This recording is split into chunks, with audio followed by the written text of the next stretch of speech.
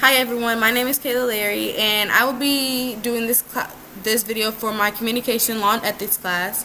It is over confronting others' violations. This chapter was about a man named David Calvert. He was a newly graduated photojournalist who spent the first 7 years of his career shooting for the wire service, the National Wire Service. He shot for newspapers and other various clients. After working for those 7 years, he decided that he wanted to open up his own freelance business, and he started shooting for weddings. He shot for major national news reports as well as sporting events, and he also did various marketing campaigns. He was a passionate photographer, and he believed that there was a certain ethical code that you should have whenever you're doing a job. He felt that there was standards that should be held in order to execute a job correctly, and he felt that other people also stood by those same, codes and ethical standards, I would say. So it took him by surprise whenever he had a sporting event that he was shooting, and he saw another photographer, manipulating photos. He saw this person photoshopping the photos, not only once but twice, and whenever he saw that, his ethical standards came into question, because he believed that everybody went by this same code and everybody felt that honesty and integrity was the right thing to do. I feel like that's what he believed whenever he would do a job. And so the next day, whenever he went on The Wire, their site, he saw that those manipulated photos were posted. This really upset David because, like I said, he stood by a certain set of standards, and he believed that basically by manipulating photos that it was being deceptive. You're lying. You're not being truthful to the people who you're serving, which are the American people, or the people who are reading your blogs and your stories, the people who are viewing your photos. You're not being honest to those people. And so that really made David feel confusion, and he felt that he had to do something. He was left with the question of saying something or not saying something. Not only was he left with that question, but after the photos were posted to the site, he decided to record a video and send it to his friend. He didn't want to send it to the Wire, but he decided to send it to his friends just to show that person, like, look what this person is doing. They're being dishonest. They're manipulating photos. And after that happened, another blog post actually saw the photos, and they actually started to question the photos too, and they saw that the photo was photoshopped. They were looking for photos from the sporting event all day. They saw the photo, and they had another photo which was a wider shot, and they put it side by side on the blog, and they saw that the photo that the photographer had actually taken was manipulated, and they said something about it. This made David feel good because he felt like he was the only person who felt like it was something wrong with manipulating photos and with being deceptive and being dishonest. And the blogger who put the side-by-side photos up posted and said that yes, you manipulating the photo and taking that person out, it made the photo look better, but at what cost? And I kind of like that statement, and I'm going to talk about that statement a little bit later in the video, just to piggyback off of, but we're going to keep it along. We're just going to keep going along, excuse me. But in this chapter, I'm sorry. Oh, I apologize. No, in this chapter, so I got confused. In this chapter, it also discusses the Potter box, which is basically a roadmap for decision making. And the 4 points that were talked about were,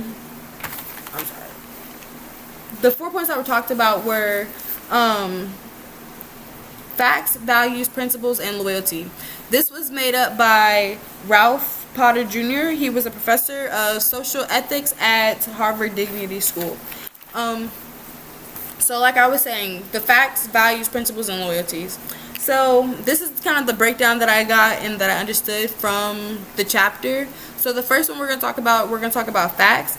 And one of the things that I got from this chapter was to always check your facts. Or if not from the chapter, but this point is to always check your facts. Always make sure, you have a clear, cut, and dry resolution to the situation, because you never know what could happen. Like they said in the chapter, before you can assess any ethical question, you must begin with the facts. What information do you know about the situation? Had David, it could have turned a lot of different ways. Had David not said any, or had David said something before, seeing the pictures posted on the website, it could have caused a lot of problems for David, because what if that, photographer decided that he wasn't going to post the pictures, What if he had a change of heart and, decided that wasn't what he wanted to do, and David had rushed off and said something already? It would have put David's, word and what he said at question. It would have put his integrity, or whether or not people believed him, in question. And he would have seemed a lot less trustworthy to other people and to national companies like The Wire. So one thing that I learned from that point was to just always check your facts, and to make sure that you know exactly what's going on in the situation, and it's a cut and dry resolution. The second thing that it talked about was values. David had to determine in that situation what his values were. He had to determine whether or not, being honest and integrity were the most important things, or, the fact that, the manipulation and the deception was okay. Because I feel like he valued truthfulness, and I feel like he just couldn't turn a blind eye to the situation. I feel like he cared about the organization, and he cared about his job enough to say something, or to even care enough to feel anger about that situation, about the fact that the photos were being manipulated. I feel that he also felt like it was kind of his face. It wasn't his place to publicly, reprimand, or publicly, get that person in trouble, but he felt like the punishment that the person got, the photographer had got in that situation, was just. And the punishment that he did get was, the photographer got fired, and there was a statement that was put out, basically saying that, those photos wasn't real. Like the Wire put out a statement saying that those photos wasn't real, and the photographer got fired from his job. And so, David didn't feel good about that situation, but he felt like that punishment was a just punishment that needed to be had. Because like I said, honesty and integrity were, two things that I feel like he really cared about. The next thing that the chapter talked about was principles. And the three principles that they talked about was the Aristotle doctrine, or the Aristotle's doctrine of mean, or Aristotle's mean, which left the question to do nothing, or to do the total opposite, which was to post the videos. Or to post the video that David took. I felt like that wasn't the best solution in the situation, because like we said before, he didn't know all the facts at hand, and in that moment he didn't know all the facts. So I feel like if he would have rushed in, he would have went haste and just posted the video, it could have turned out to be a bad situation for David, and not necessarily for the photographer. The next one was Kent's imperative, which would suggest that David call the editors from The Wire and tell them and warn them about the deception that was about to happen. Was to just let them know, I have information that this person is not being truthful, or this person is being dishonest. But I feel with that, it also causes problem, because what if that person doesn't believe you? It's your word against theirs, and it's just like, yes, you have a video, but that person can say that you manipulated the video. So it was really his word against David's, I feel like, and I feel like that could have turned into a messy situation as well. I also understood that with the Kent policy, they talked about punishment, and they talked about, if honesty is going to be a thing that we talk, like if honesty is going to be a thing that they stand by, then that is something that needs to be, you know, really talked about. If people are being dishonest, then there needs to be a punishment for it. Like people say, honesty is the best policy. So if honesty is going to be something that you stand by, then you have to stand by it all the way. And so when somebody is being dishonest, you have to give those just punishments for that same situation. And I feel like that's something that The Wire. And so yeah, I feel like that punishment was just punishment. The last policy or the principle that was talked about was the Mills principle, which makes you determine the consequences of both decisions.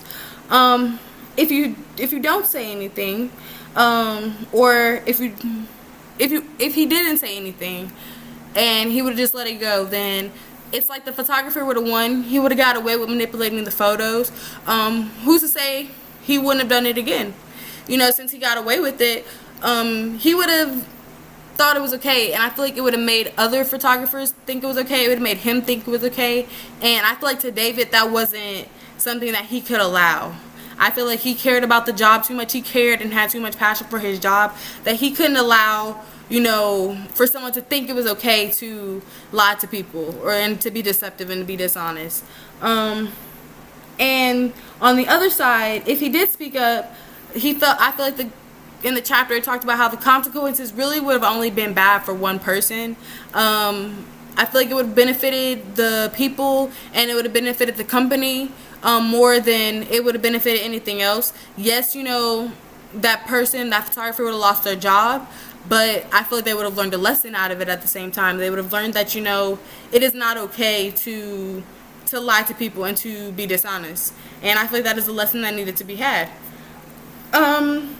The third thing that the Powder Box talked about was loyalty. David had to determine who his loyalty was in this situation, and I believe that his loyalty was to himself. I believe it was to the people, and I believe it was to the company. I believe David had enough loyalty to himself that he felt like by even taking the video and sending it to his friend, he was doing something. And to me, I feel like that was enough.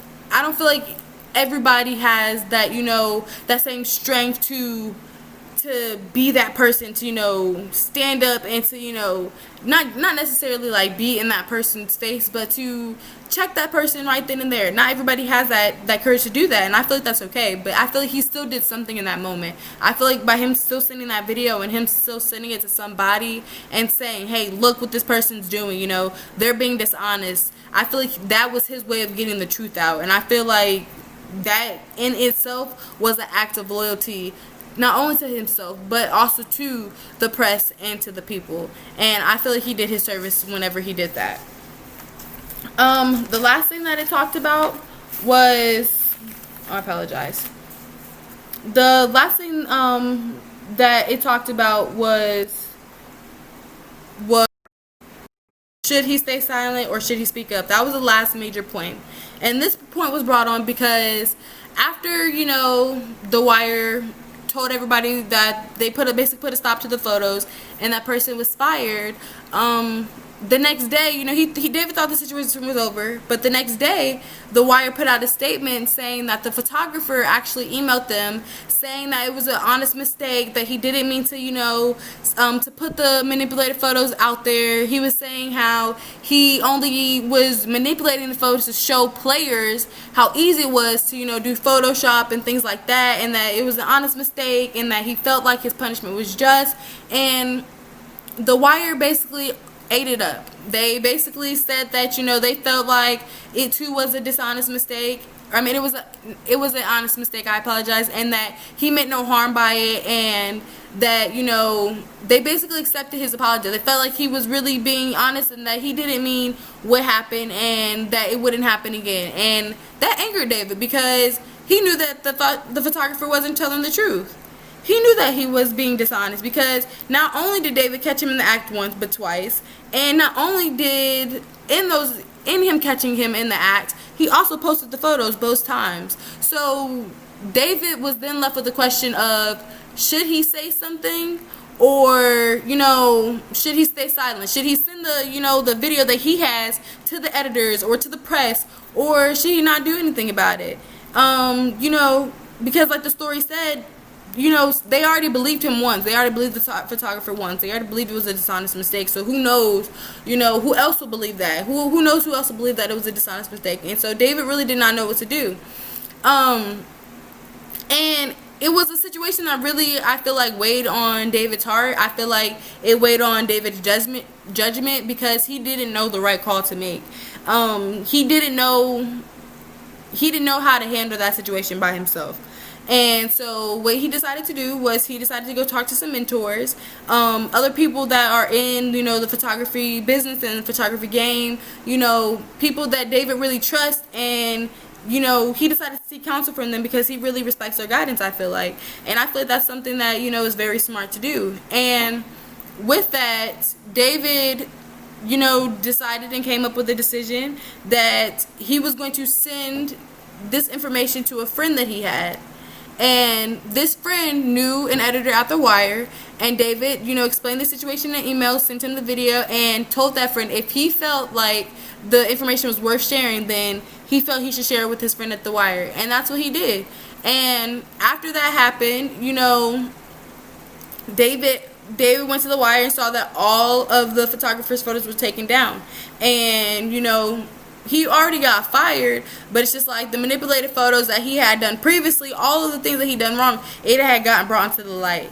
And so, like I said in the beginning, no, that didn't make David happy, but the situation was a just situation. And I feel like that David did the right thing. I feel like you can't always, you know, be that person, like I said, to stop somebody in the act. But I feel like by taking a stand, I feel like he really, you know, really signified what was important to him and what his values were and what he stood for. And I feel like that's important whenever you're doing a job. I feel like, especially when it comes to photography, I just feel like you have a responsibility to the people, you have a responsibility to the press, you know, to always be honest. And not even to the press, but to the people that you're doing the job for, or that you're taking the, you know, the photographs of. You have a responsibility to all these people to always make sure that you're getting the truth out and that you're doing exactly what it says that you're supposed to do in your job. And I feel like the photographer knew that, and I feel like he,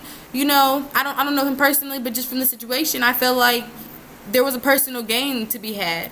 And I feel like that was more important in that situation than, you know, telling the truth and being honest. And I feel like whenever you come to that situation, you know, there are repercussions, and you have to face the music, basically. You have to face those repercussions of the things that you did wrong.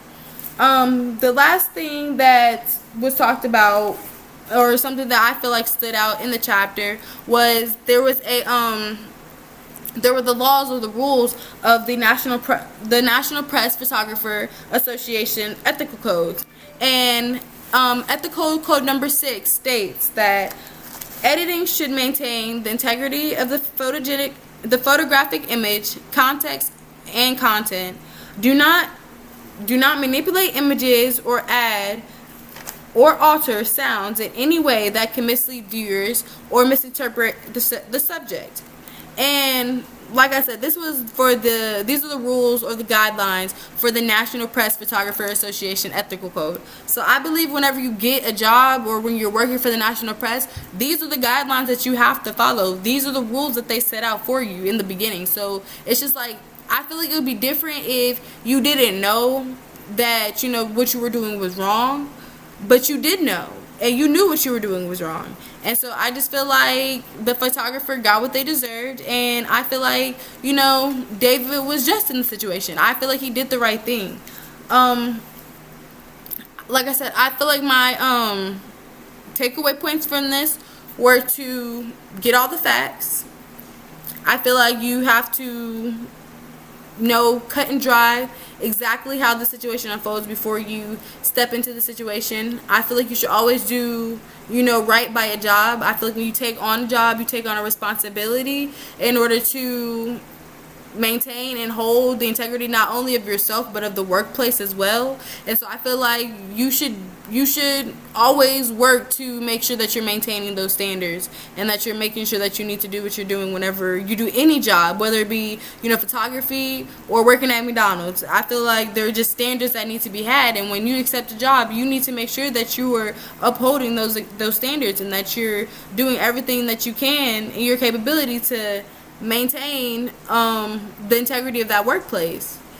Because I feel like whenever you take on a job, you're not only then, you know, representing yourself, but you're representing that job too. And so you have to make sure that you're doing exactly what it is that you need to do.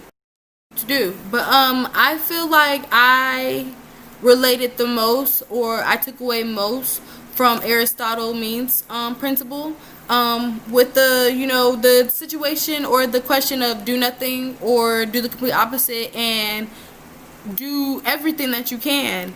I feel like that's a principle that comes up in a lot of situations that we can have throughout life, especially when it comes to the workplace. I feel like it's something that you have to assess in every situation, and you just have to determine whether or not you feel like, you know, like I said, your loyalties really lie with that company and with what's doing right, and, you know, just with always being just. I also feel like I'm sorry. I also really enjoyed just understanding the Potter box, and just understanding a little bit deeper of what it means to have an ethical code and ethical standard.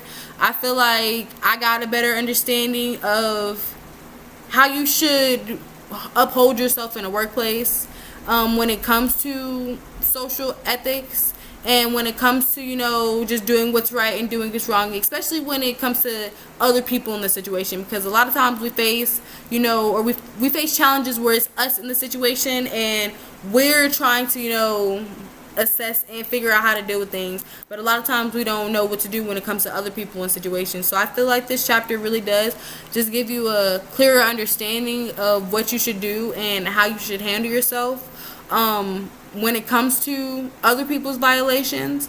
And I really did enjoy reading this chapter, and, you know, just getting a little bit more in depth understanding of, you know, social ethics.